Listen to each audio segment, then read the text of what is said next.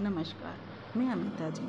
आज का मेरा विषय साकेत महाकाव्य के नवम सर्ग के पद्यांश की व्याख्या है। नवम सर्ग की केंद्र पात्र उर्मिला है। विरह व्यथित उर्मिला की वेदना ने उर्मिला के चिंतन के क्षेत्र को व्यापक कर दिया है। अब उर्मिला अपने स्वयं से बाहर निकलकर इस धरती के लोगों के कष्टों को समझने का प्रयास करने लगी है और उन्हें दूर करने की कामना करने लगी है।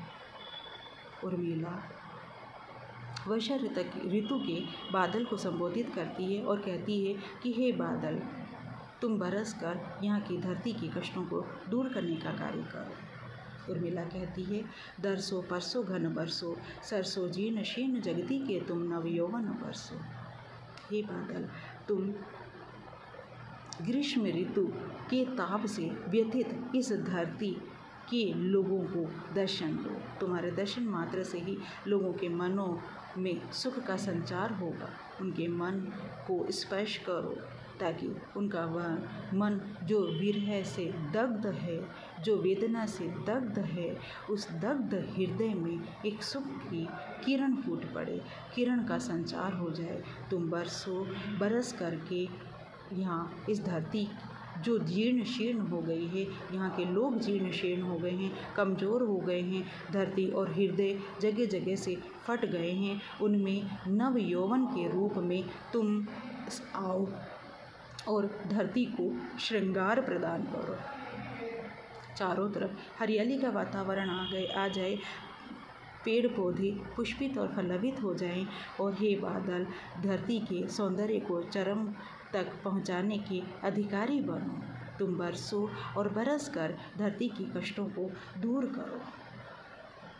घूमड़ उठो आषाढ़ उमड़ कर, पावन सावन बरसो, भाद्र भद्र अश्विन के चित्रित हस्ती, स्वाति घन बरसो। आषाढ़ ऋतु में उमड़ घुमड़ कर काली घटाओं के रूप में चारों ओर तुम छा जाओ। पावन सावन में तुम बरस करके यहाँ के लोगों को पवित्रता का पाठ पढ़ाओ। उनके मन जो अभावग्रस्तता की वजह से विकृत हो गए हैं, उनके मन में पवित्रता का, मानवता का संचार करने का कार्य करो। भाद्र महीने में तुम भद्र पुरुष के समान स्वच्छ, सुंदर, सफ़ेद दिखाई देते हो, तो अश्विन में तुम इस तरह से दिखाई देते हो जैसे किसी चित्रकार ने हाथी का चित्र उकेर दिया है, अंकित कर दिया है। स्वाति के घन तुम इस धरती के लिए उपयोगी बनो, यहाँ के लोगों के लिए उपयोगी बनो और बरस कर यहाँ के ताप को दूर करने का कार्य करो। सृष्टि दृष्टि के अंजन रंजन ताप विभंजन बरसो, व्यग्र उदग्र जग जननी के अई अग्र स्तन बरसो। इस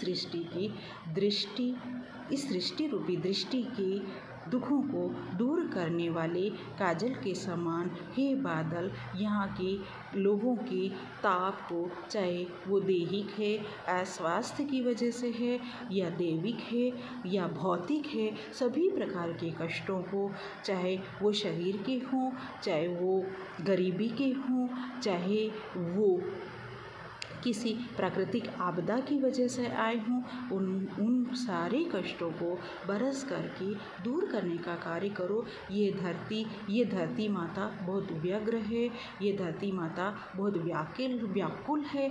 इसकी व्याकुलता को तुम अग्र स्तन के समान बरस करके पोषण के द्वारा दूर करने का कार्य करो। यहाँ के लोगों को पोषण प्रदान करने का कार्य करो।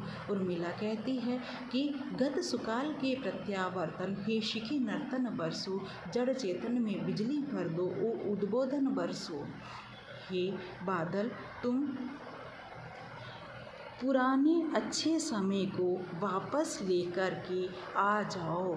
ये भारत देश जो किसी समय में विश्व का सिरमौर हुआ करता था, विश्व गुरु हुआ करता था, यहाँ राम राज्य हुआ करता था, वैसा ही सुखमय जीवन फिर से लौटा कर ले आओ। तुम मोरों को नचाने वाले हो, जड़ चेतन में बिजली भर दो, जड़ और चेतन को आंदोलित कर दो, उसको चिन्मय कर दो, उसमें चेतना भरने का कार्य कर दो।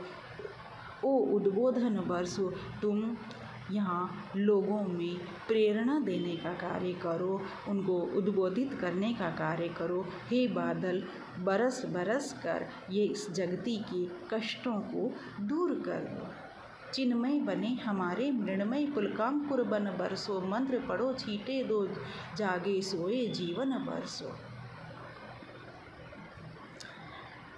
उर्मिला के माध्यम से कवि कहते हैं कि इस धरती की मिट्टी में अंकुरित हो जाए, पौधे खिल जाएं, पुष्पित पल्लवित हो जाए, लोगों के मनों में विचारों का आंदोलन आ जाए, विचार आ जाए। ये धरती जो लंबे समय से सोई है, लोगों के मन जो लंबे समय से बेहोशी और तंद्रा की स्थिति में हैं, युगों युगों से गुलाम इस भारत माता के लोग जो कि गुलामी के दंश को झेलने के बाद भी जागरण नहीं चाहते हैं, जो जागना नहीं चाहते हैं, जो कार्य रूप में आना नहीं चाहते हैं, ऐसे सोए हुए अलसाए हुए मनों को तुम आंदोलनरत कर दो, आंदोलित कर दो। तुम ऐसे मंत्र पढ़ो, मंत्र को फलित होने के लिए तुम पानी के इस प्रकार के छींटे दो कि जो सोए हुए लोग हैं, सोई हुई जनता है, सोया हुआ देश है, युगों युगों की गुलामी के पश्चात भी जो जागृत नहीं होना चाहता है, जो अपने आलस को नहीं छोड़ना चाहता है, ऐसा देश जाग जाए, ऐसे लोग जाग जाए। इस तरह का तुम मंत्र पढ़ो, इस तरह का जागरण का मंत्र, और जागरण के मंत्र के लिए, उस मंत्र को पल्लवित होने के लिए पानी के छींटे यहाँ लोगों पर बरसा दो। हे बादल, तुम बरस बरस कर इस सोई हुई धरती को जगा दो।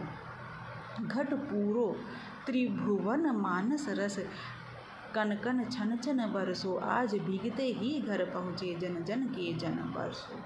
हे बादल, मैं चाहती हूँ, उर्मिला के माध्यम से कवि कहते हैं कि हे बादल, इस त्रिभुवन के स्वामी के रूप में लोगों के मन रूपी घट को रस से परिपूर्ण कर दो, रस से आप्लावित कर दो। लोगों के मन रूपी घट जो कि विभिन्न समस्याओं से ग्रसित है, जैसे शारीरिक कष्ट उनके अंदर है, मानसिक कष्ट उनके अंदर है, दैविक कष्ट उनके अंदर है, गुलामी का कष्ट उनमें है, गुलामी के परिणाम स्वरूप जो अत्याचार और अन्याय उनके ऊपर हो रहा है, उस कष्ट से लोगों के मन बहुत दुखित है।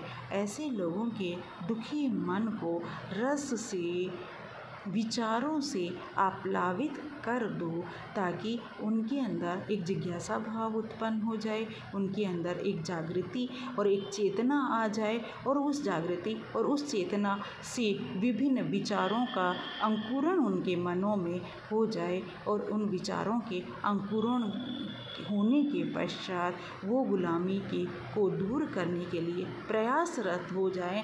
ऐसी चेतना, ऐसा उद्बोधन उन लोगों को हे बादल बरस कर दे दो, कन कन और छन छन की ध्वनि के साथ में। हे बादल बरसो, तुम इतना बरसो कि रास्ते में चलने वाले पथिक भी भीगते हुए घर को पहुँचे। इतना बरसो कि हे जन जन को आंदोलित कर देने वाले, जन जन को आंदोलन रत कर देने वाले, जन जन में एक चेतना फूंक देने वाले, जन जन में वैचारिक क्रांति ला देने वाले बादल तुम बरसो, और बरस बरस कर इस भारत देश में सोए हुए लोगों को जागरण का मंत्र दे दो, उनको जागृत कर दो। ये देश सोया है, इसीलिए तो गुलामी है। ये देश जाग जाएगा तो गुलामी भी दूर हो जाएगी, क्योंकि जब देश जाग जाता है तो देश विश्व गुरु बन जाता है। जब देश जाग जाता है तो देश सोने की चिड़िया बन जाता है।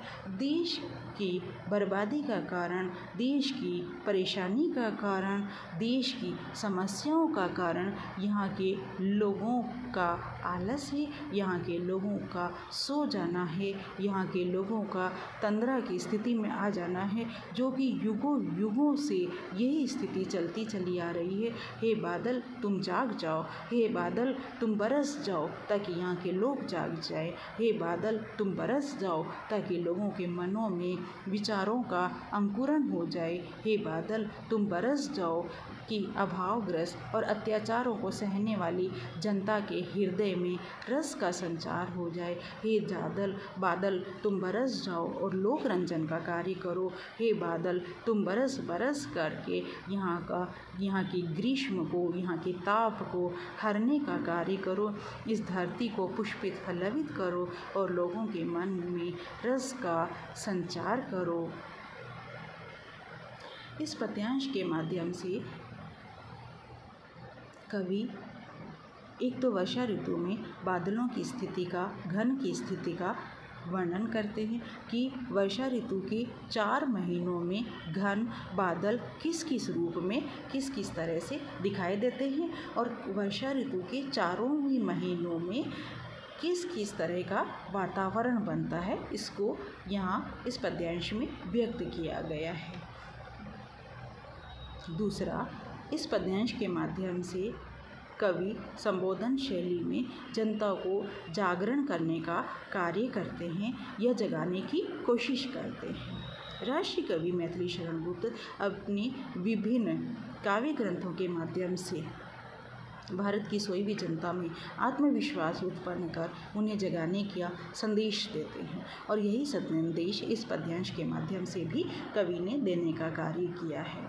सांस्कृतिक परंपरा का पालन करते हुए प्रकृति की मनोमुग्धकारी छवि को इस पद्यांश में व्यक्त किया गया है, तो दूसरी ओर प्रकृति को दुख रंजन के रूप में भी दिखाया गया है।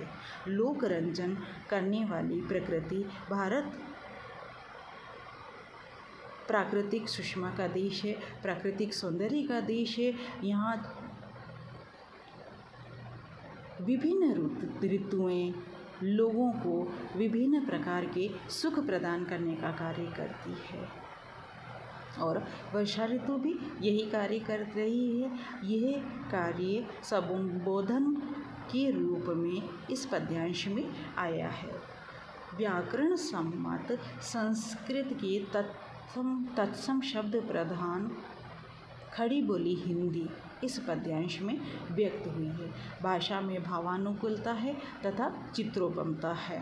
उपमा, उत्प्रेक्षा और अनुप्रास अलंकार पूरे पद्यांश में है। अंत्यानुप्रास के प्रति कवि विशेष रूप से सचेष्ट है।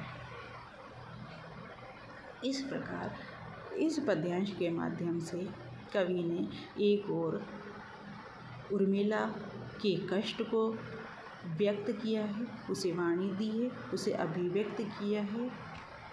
लाक्षणिक शैली में उर्मिला का कष्ट व्यक्त हुआ है तो उर्मिला की भावना व्यक्त हुई है और वो ये भावना है कि सारी धरती का या भारत देश का कष्ट दूर होना चाहिए।